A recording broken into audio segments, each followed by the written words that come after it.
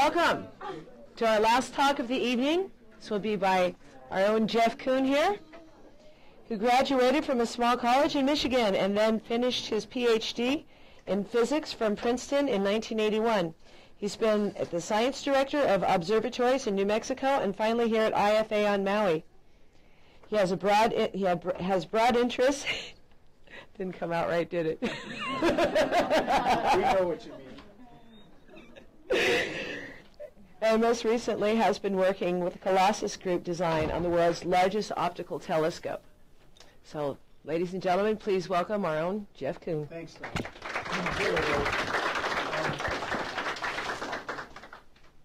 we using it? Okay. Great. Thanks. Does this work? Great. Okay, so this is a talk. There's a little bit in it about aliens, like that little bit right there. But mostly what this is about is the question that I think, as kids maybe we thought about more than as grown-ups, but are we alone in the universe? Kind of an important question. And it's a question that it turns out when I was a kid, back in the early 60s, it was a question that there were a lot of serious scientists that worked on.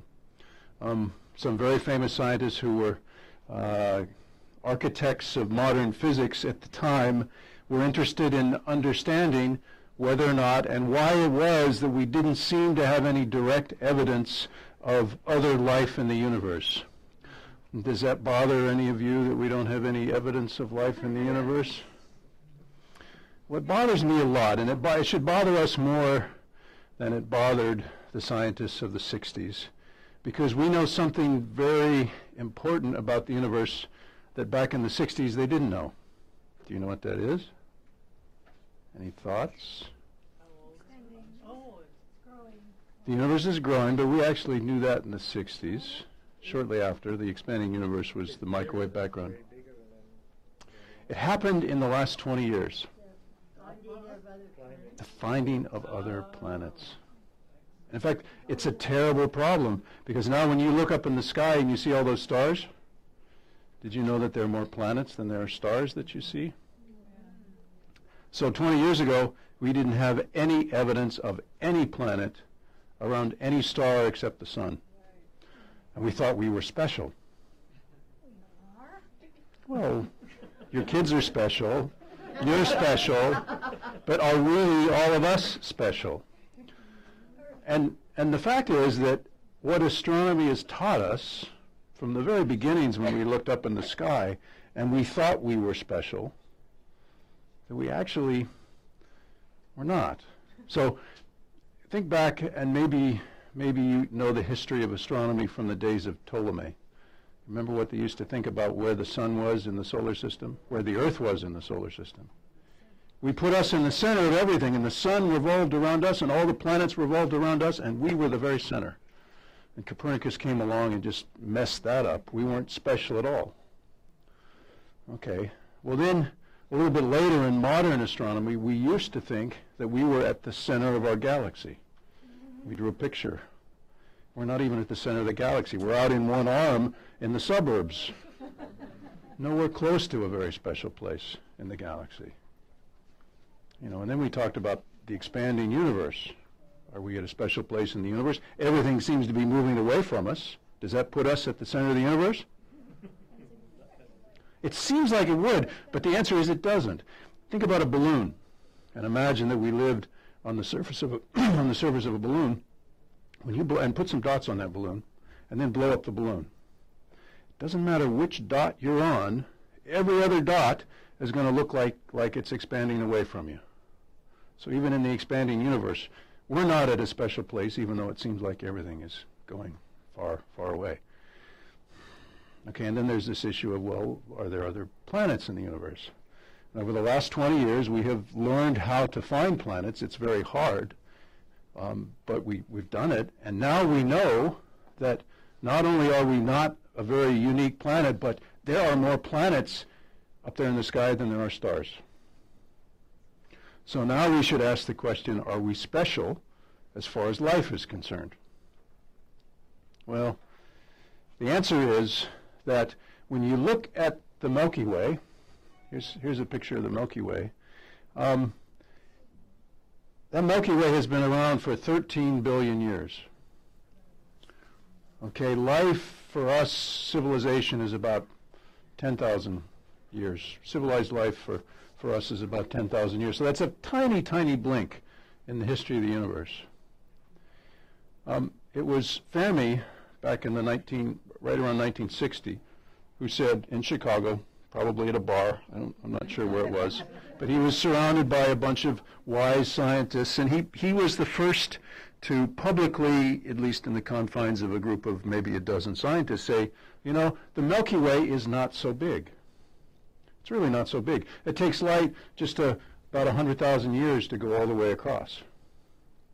And if the Milky Way, in fact, has been around for hundreds of thousands of years, in fact, 13 billion years, how can it be that we've never seen a signal, no one has ever propagated any information to us, that there's no evidence of civilization that exists in those 13 billion years before we popped into existence for just a brief instant?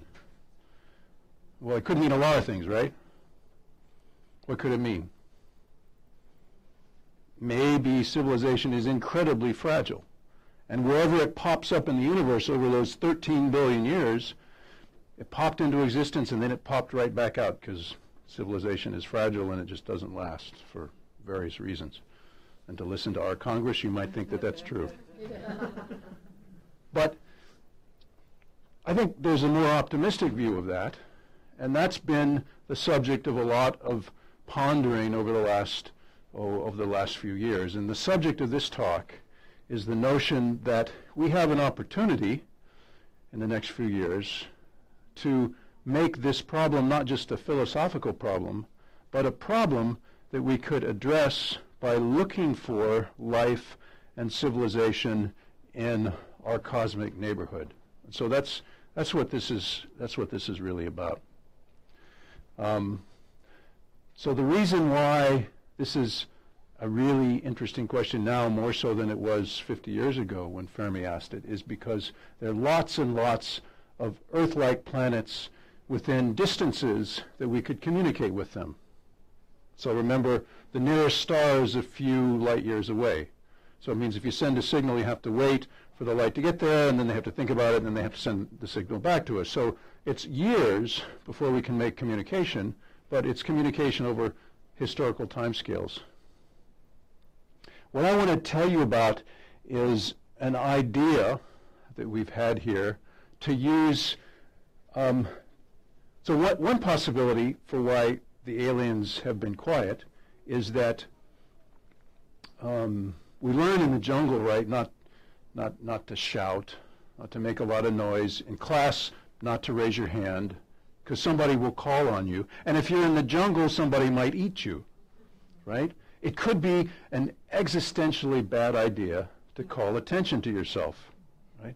So a lot of the searches for extraterrestrial aliens have involved looking for signals that might be beamed by the extraterrestrials with a, maybe a friendly message, maybe not. But the evolution of life tends to go in the other direction, which is to say, don't call attention to yourself. So what we've been thinking about is there a way of looking for civilization that doesn't involve looking for beamed signals? And the answer is probably there is.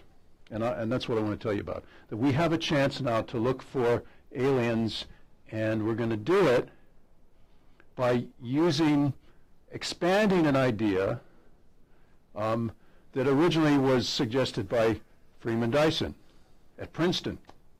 Freeman was just down the road from us when we were in graduate school, and he was a wise man who was one of the architects of quantum mechanics. And he said, look, every advanced civilization uses more and more energy. That the signature of an advanced civilization is that it will use more energy. And it may be that it just uses energy to make their cell phones work, or to use all the data that Google has to process, right? The limitation for Google is the power consumption every one of their memory modules. They go to places in the world where the cost of power is less. So advanced civilizations are about power. What Freeman said was that the most advanced civilization is going to take their star and build a huge set of solar panels around it to capture all the energy. That's a pretty interesting idea, but it relies on the idea that civilizations will get so advanced that they're capable of covering their star out to the distance of their planet with some sort of a photovoltaic system to capture all of that energy.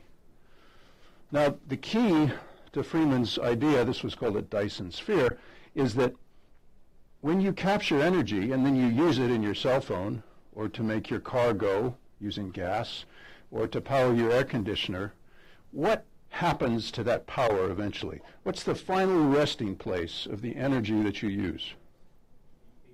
It's heat. Can't avoid it. Any work that we do from any power source ends up as heat. So what Freeman said was, if you wanted to look for a very advanced civilization, then look for stars that are invisible. Except they're not quite invisible.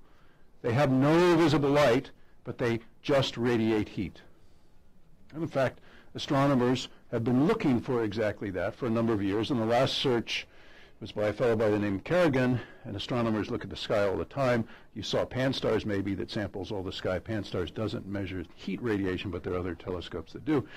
And guess what? We've never found anything like this.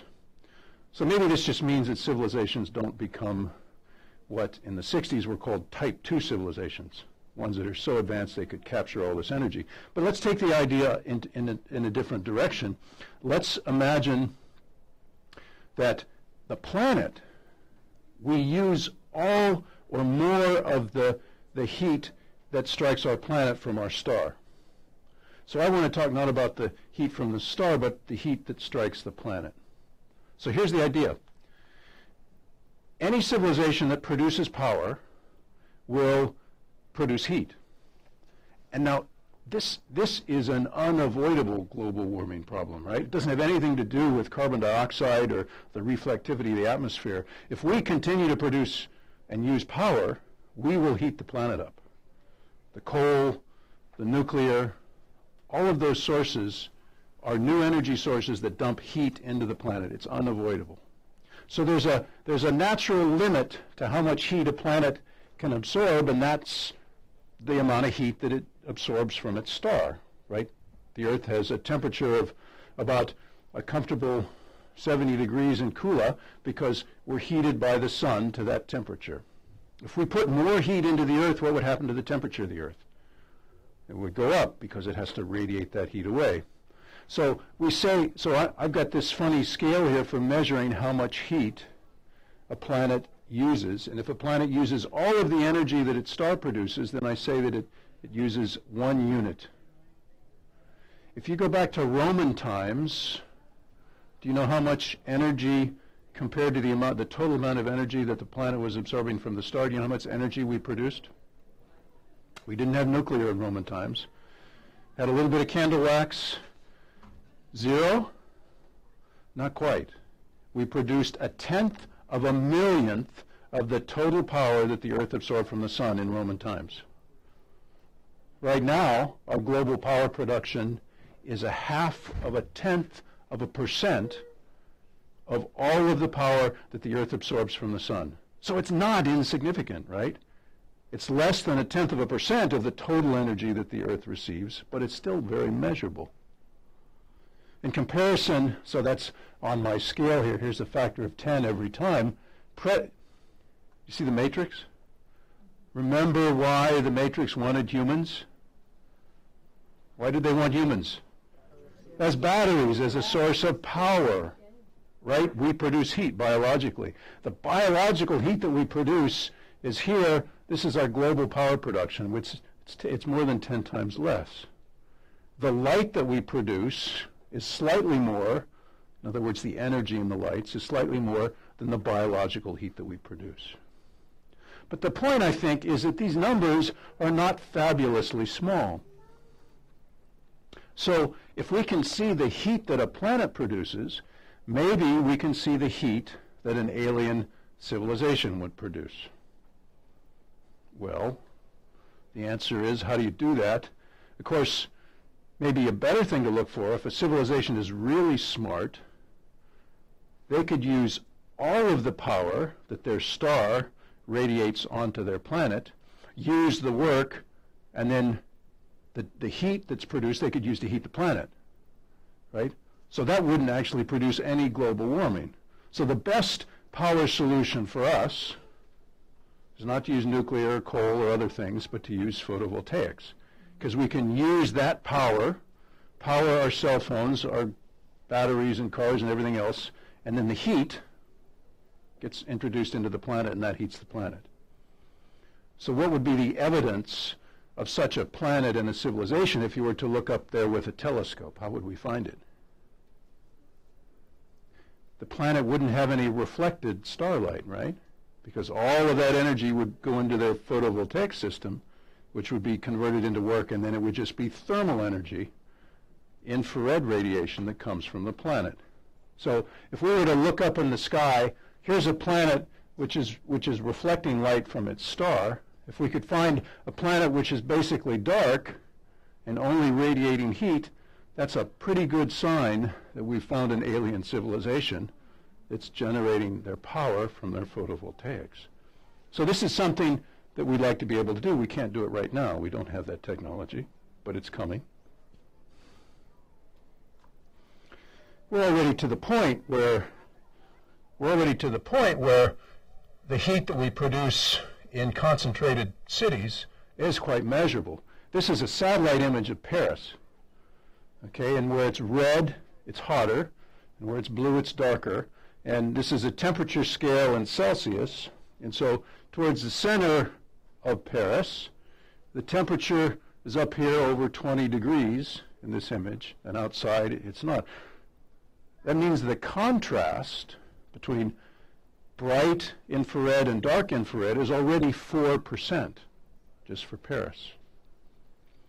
So an alien civilization on a distant planet we could find by looking for Paris. Now, we could build telescopes maybe in 50 years that are capable of actually seeing Paris on an alien planet, or we can build telescopes now that use a different approach. So I was going to show you the world's largest telescopes that are under consideration. This one's already built. It's not far from us. It's over on the Big Island. It's Keck. That is the world's largest telescope. And it's about 10 meters across. It's about 30 feet across. And it's made from a bunch of mirror segments. And those mirror segments all work together to collect a lot of light. This is a telescope which the Carnegie Foundation would like to build, and they've started building it. They've actually started to polish one of the mirrors. It takes years for each one of them, but they've started. This is a telescope that you may have seen in the news. We'd like it to come to Hawaii on the Big Island. And it has a mirror which is, it's kind of like Keck. It's a bunch of segments that are about this big. And it's 30 meters across. It's almost 100 feet across as a mirror. It's huge. This one right here is what the Europeans would like to build. It's kind of a bigger version of this. This is called the European Extremely Large Telescope, and that's a pretty creative name, huh? It's 39 meters across, or about 120 feet. Oh, you'll love this name. It's called the Owl Telescope, the Overwhelmingly Large Telescope. We're not English majors. This telescope is 100 meters across, and it's an extrapolation from this. And tens of millions of dollars have gone into the designs for these telescopes. None of them is quite there yet, except for Keck. TMT is something that we think will go forward here pretty quick. Pretty quick means years.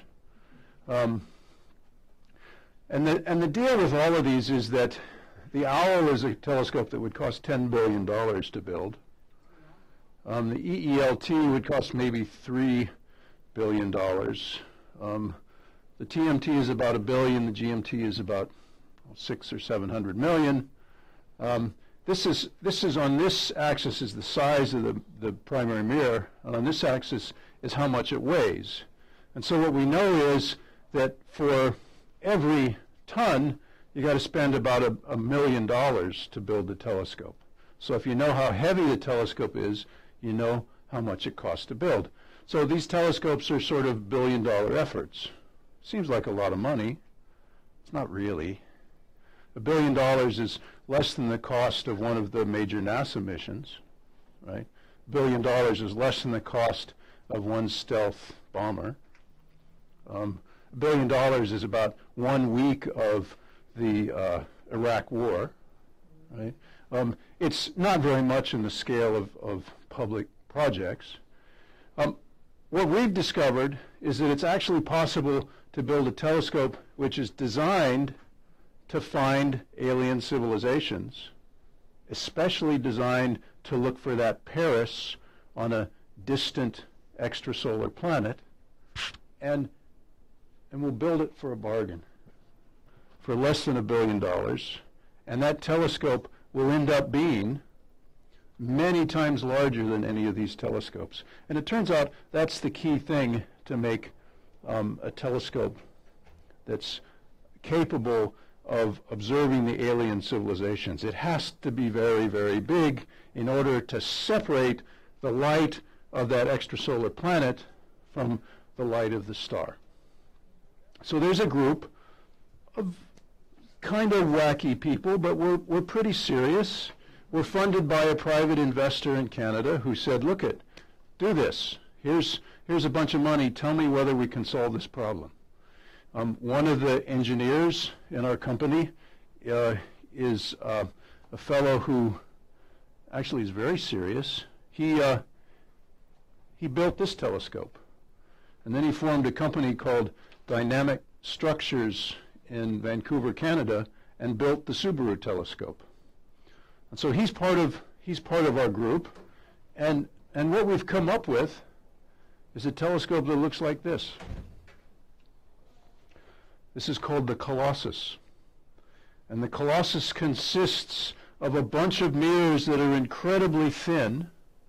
And the reason for making them incredibly thin is now we can make that whole telescope 5 times lighter than a telescope of comparable size. And what's the magic of that? The magic of that is that it costs much less.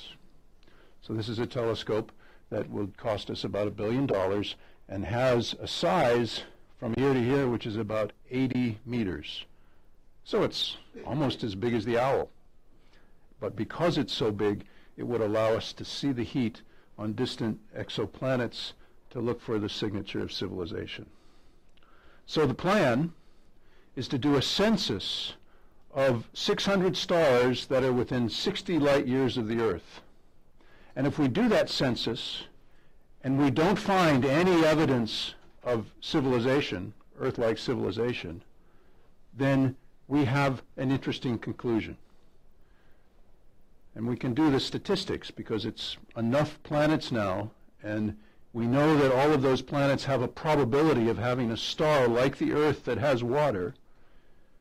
The conclusion is that if we're not so special, and on most planets civilization evolves like it does on the Earth, the conclusion is that civilization must be incredibly fragile, and the likelihood is that it doesn't live very long, which is a sobering conclusion. So we want to put this question of, is civilization fragile, into the context of a statistical census of all of the 600 stars that are within 60 light years of the Earth. And we're going to make the assumption that we found to be true over the last 200 years, that life on Earth isn't very special. And it's not so rare for life to evolve. And the only question that we don't know is whether or not it's rare for civilization to last very long. And so that's the question that we think we can begin to answer by looking at the nearby stars and doing this census with this telescope. That's all I got. Thanks for listening. Yeah. How long until this is finished being built? So the question was, This wasn't really working, was it? So the question was, how long would it take to build it? So we have some development, but because we're going to build these mirrors basically out of the same kind of glass that's on the window right there, we don't require the long lead times that it takes to polish these big astronomical mirrors. And what we do is we replace the glass with electronic push-pull controls. So the strategy is replace the glass with electronics. The development for that doesn't require all these lead times. If somebody came to us tomorrow and said, here's $1 billion, we could build it in 5 years.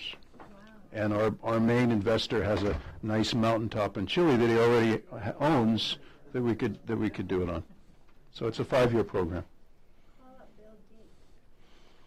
He gets a lot of phone calls. Larry is the neighbor. Larry, his neighbor, yeah, that would do it too. Okay, other questions? Are you convinced? So this is different than looking for life in the universe. This is advanced life. The telescope is designed to look for evidence of civilization, but of course, if we can make the telescope big enough to see that heat signature of a distant Paris, then it turns out it would also tell us whether or not the atmospheres of these planets have biomarkers. So this is really the telescope you build, as I said down here. It's a telescope you'd build to look for and study life in general within 60 light years of the Earth. And by the way, if this is something of interest to you, come visit us at that website. We have lots more information about how the system would work. So if you do not find any life within these 60 light years, you still don't know anything about civilization developing. Well, if I don't find anything within these 600 stars which have planets that are like the Earth, and I make the assumption, as I tried to say early on, that the Earth and we are not very special, then we would conclude based on those assumptions that civilization is very fragile and it doesn't last very long. So the last train of that argument, where we start with we're not special, right? Put that up on your board in big red letters, we're not special, then the conclusion is that life is incredibly fragile, or civilization is very fragile. Not just civilization, but life. Because you don't find any of those planets. Yes, if we don't find any life at all, that's correct. So Your question was about life, and I meant, yes, that's, yeah, the question about life is also tied to that, isn't it? Yeah. Is there any evidence throughout the life of planet Earth that has been indication that something foreign has been here? Maybe we're not seeing it 60 years light out here, but are we seeing it on the Earth? Anything, any material, something that's... So is your question, could it be that life started somewhere else and came to the Earth? No, I'm trying to say if there's anything, in other words, if there's anything that would be alien to Earth. No. No. Nothing that's been observed or... Well, I'm not. Okay, all right, fine. I put on my scientist hat and I say, okay, through the ages, we've speculated about visitation and evidence of aliens coming to the Earth. But through all of that, right, nothing has become so obvious that many people would say, yes, we've had alien visitation. So that's almost a religious view, and if I mean, we will always find people, especially on Maui, who believe that alien life is with us. And in fact, there's a very interesting theory which relates to that, and let me tell you this story. So one possible solution to the question of why we don't see evidence of aliens is that we are the aliens. All right? So at the time Dyson made this, or Fermi made the statement that why don't we see evidence of life, the galaxy is not so big and that there should be communication. Von Neumann, a very famous scientist, physicist, computer scientist who died very young, the world would be a different place if he hadn't, said, actually the most efficient way of sending messages is to send a bottle rather than to beam a signal. the bottle has permanence. The beamed signal, it goes away when you turn off your transmitter. And von Neumann pointed out that if you can make little machines that replicated themselves and carried a message in a bottle, so to speak, and every machine would replicate itself, that you could fill the whole galaxy with messages in a bottle, right, that would provide a signal, if that's what you wanted to do, that's available to the whole galaxy. And we just have to wake up and see the signal. Now, did you see 2001: A Space Odyssey? You remember the story? Do you know the obelisk? That was, and Arthur Clarke had it in his story. Kubrick took it out, but that obelisk was exactly that. It was a self-replicating message that was sent by an earlier species, and the story was about unearthing that self-replicating message. What is the most efficient self-replicating machine you can imagine building? Life. Life itself. You build into a little unit of 10 to the 5 base pairs the message, propagate yourself and preserve yourself. And those are the messages which are life. And inject that into the universe. And by the way, we now know that there are plenty of biological organisms that can survive space for hundreds of years even. Go to the web and look up the story of even multicellular creatures called water bears, right? For example. Or single cellular creatures, which are even more robust. Now, if you're an alien species 10 billion years ago, you're benevolent, you don't necessarily have the need to travel the universe. Or if you have a nice house and you want to prevent alien species from encroaching on it, what do? You put a yard around it. Perhaps we are the result of self-replicating probes, and we're just the grass around the universe that are preventing the encroachment of non-benevolent alien life forms against what happened before that. Now, that's kind of a weird theory.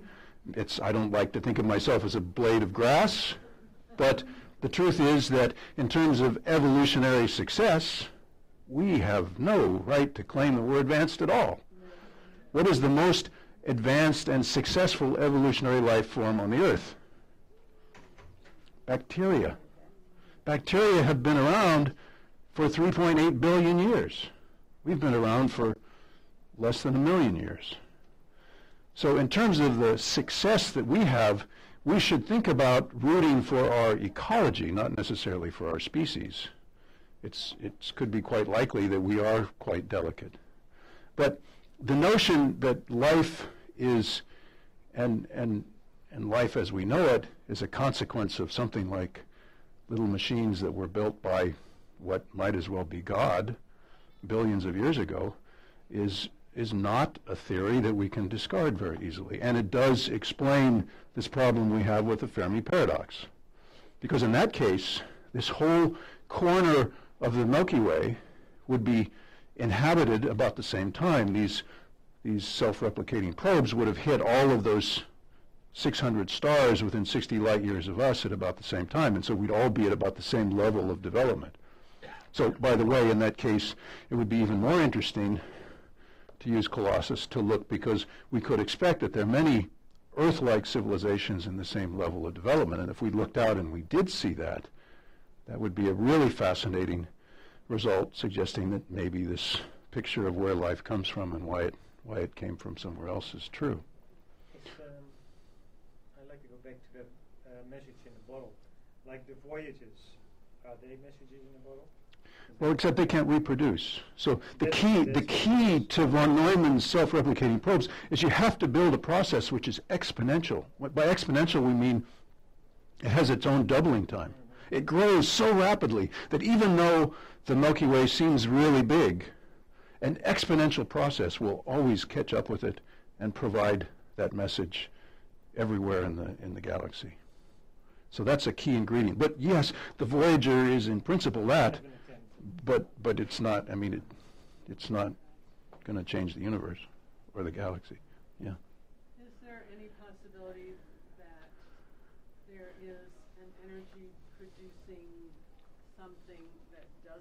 law of heat? Well, if we believe in the laws of physics, there's this thing called the second law of thermodynamics, and it says whenever we do work, unless we change the internal energy, we have to produce heat, right? And so the act of doing work, right, produces heat.